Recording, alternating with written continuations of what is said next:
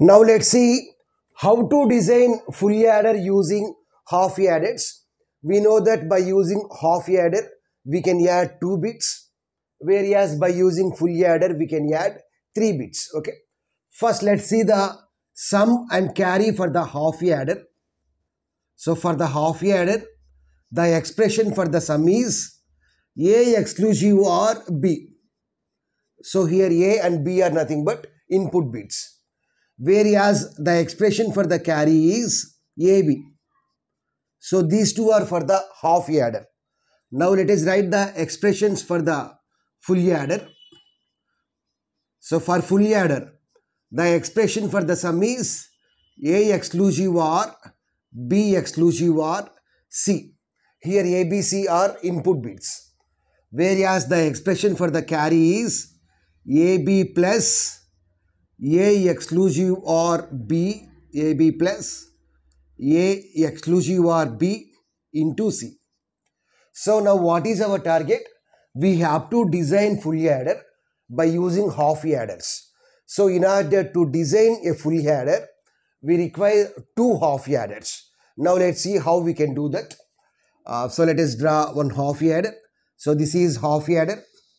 We know that half adder accepts A and B as the inputs. So here A is the input, B is the input, and we know that it produces A exclusive or B as the sum. So here A exclusive or B is nothing but sum for the half adder, and the carry for the half adder is AB. So here the sum means A exclusive or B. S is equal to A exclusive or B, whereas C is equal to AB. Okay. Next, let us take one more half adder. In order to design a full adder, we require 2 half adders. So now let us have one more half adder.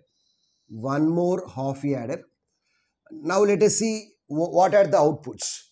So now with the help of these 2 half adders, we need to produce the full adder. So for full adder, what is sum? A exclusive or B exclusive or C. Here, if for the half adder, if the inputs are AB, then it produces sum as A exclusive or B. So for the second half adder, if we pass A exclusive B as one input and another input C as another input, then it produces A exclusive, B exclusive or C as the output. Okay. So let us pass A exclusive or B as one input and let us pass C as another input. So here C is nothing but another input. C is nothing but another input. So now it produces output as, this half adder produces output as, here what are the inputs? The first input is A exclusive or B, whereas the second input is C. So it produces A exclusive or B exclusive or C. Why? Because if the inputs are A and B, then half adder produces A exclusive or B as the input.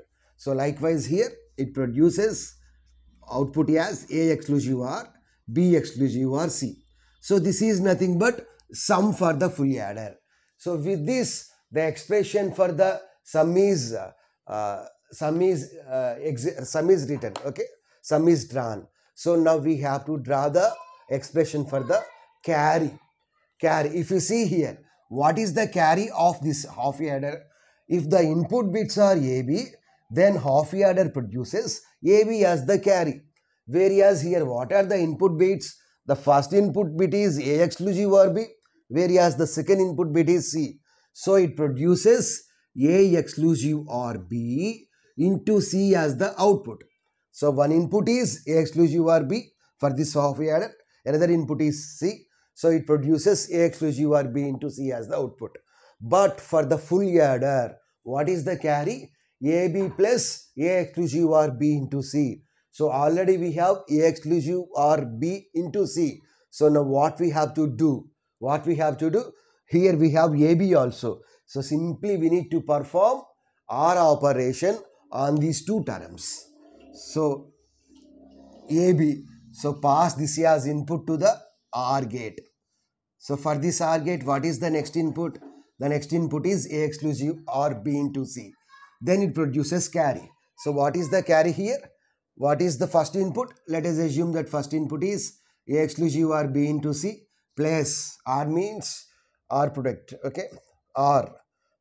So plus AB sum plus AB. So if you observe here, so here this is nothing but fully added sum. Sum is equal to A exclusive or B exclusive or C, and this is nothing but fully added carry A exclusive or B into C plus AB.